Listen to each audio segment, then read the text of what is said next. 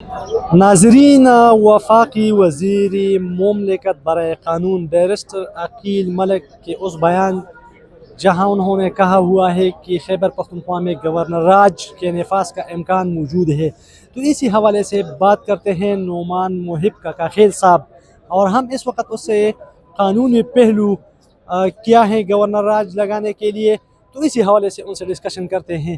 نعمان صاحب، پہلے تو آپ کو ویلکم، اور یہ بتائیے کہ گورنر راج لگانے کے لیے قانونی پہلو کیا ہے؟ بہت مہربانی جی۔ پہلے تو یہ بات ہے کہ گورنر راج ہمارا جو کانسٹیٹیوشن ہے ایز سچ اس لفظ کو ریکگنائز نہیں کرتا۔ جب ہم گورنر راج کی بات کرتے ہیں جس طرح آج کل ڈسکس ہو رہا ہے، یہ ایکچولی امپوزیشن آف ایمرجنسی ہے۔ جب مطلب ایک جگہ میں ایمرجنسی آ جاتی ہے، ایک صوبے میں ایمرجنسی آ جاتی ہے، جس طرح ابھی ڈسکس ہو رہا ہے کہ یا تو ایکسٹرنل ایگریشنز ہوئیں یا کانسٹیٹیوشنل مشینری جو ہے وہ بالکل انیبل ٹو ورک ہو، کام ہی نہ کر رہا ہو، چل ہی نہ رہا ہو صوبہ، یا ایسے مسائل آ جائیں جس کی وجہ سے انٹرنل ڈسٹربنسز آ جائیں، ایک انٹرنل کانفلکٹس آ جائیں، جس طرح آج کل ہم دیکھ رہے ہیں کہ فیڈریشن اور جو صوبہ خیبر پختونخوا ہے اس کے بیچ میں سرٹن کانفلکٹس ہیں جو ایک دوسرے کی بات نہیں مان رہے، تو فیڈریشن اپنی رٹ کو امپوز نہیں کر پا رہی۔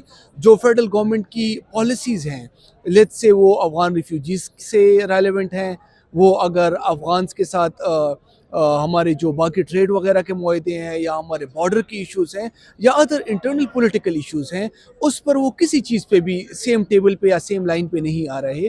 تو ان کے بیچ جو یہ ڈس ایگریمنٹ ہے یہ پورے صوبے کو ایفیکٹ کر رہا ہے، امپیکٹ کر رہا ہے۔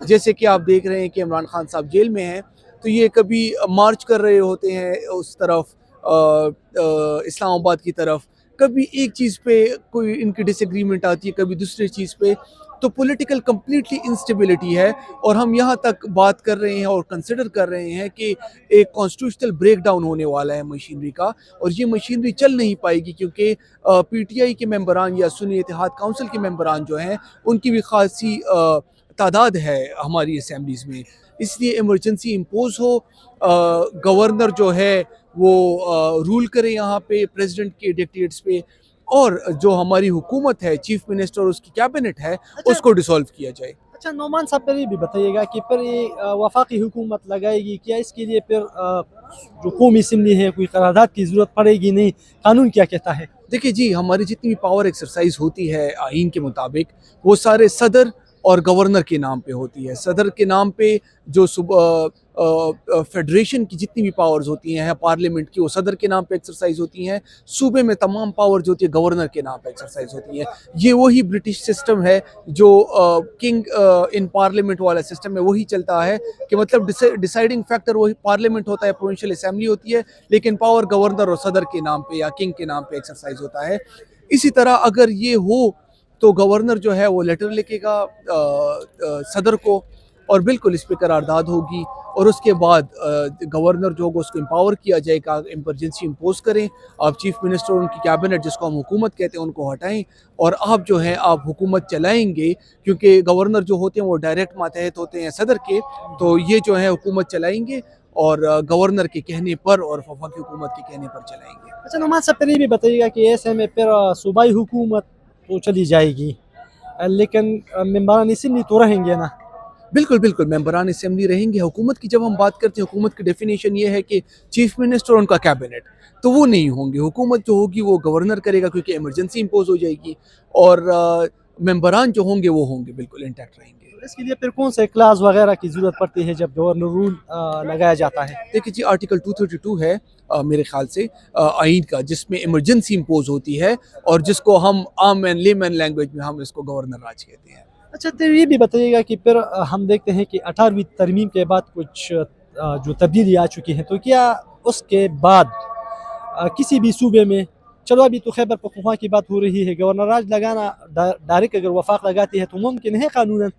देखिए जी, 18वीं तरमीम में हमने जो हमारे सूबे हैं उनको ज़्यादा पावर दे दिया, उनको हमने ज़्यादा एम्पावर कर दिया, सूबे को इख्तियारात ज़्यादा दे दिए, जितने रेजिडुअरी पावर्स थे वो हमने सूबे को दे दिए। लेकिन आइन में अभी भी मौजूद है कि इमरजेंसी इम्पोज़ हो सकती है। हाँ, उसको सख्त कर दिया गया है पहले, क्योंकि मार्शल लॉज़ का हमारा एक एक्सपीरियंस रहा है जो इमरजेंसी के तर्ज़ में और इसके तरीके से आता था, इसके रास्ते से आता था।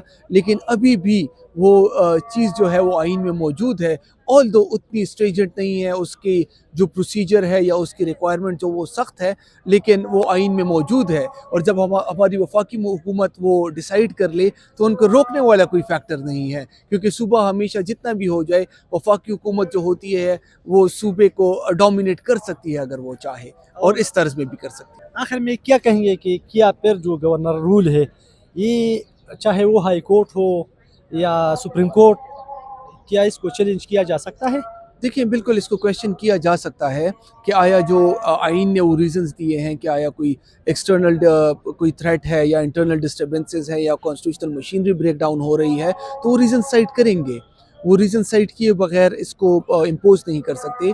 और उसके बाद बिल्कुल ये इसको देखा जाएगा, हाई कोर्ट भी देख सकती है आर्टिकल 199 के अंडर, और जो फेडरल कॉन्स्टिट्यूशनल कोर्ट है उसमें भी इसको क्वेश्चन किया जा सकता है कि आया जब इमरजेंसी इम्पोज हुई है ठीक तरीके से हुई है या नहीं हुई। लेकिन अल्टीमेटली जो है वो गवर्नमेंट की पॉलिसीज़ को या गवर्नमेंट के डिसीजंस को प्रिवेल करते हैं। वो इसीलिए प्रिवेल करते हैं कि इमरजेंसी सिचुएशन हम सबको पता है कि आजकल प्रिवेल कर ले, वो इसलिए प्रिवेल कर रही है कि डायरेक्ट कन्फ्रंटेशन हो रही है।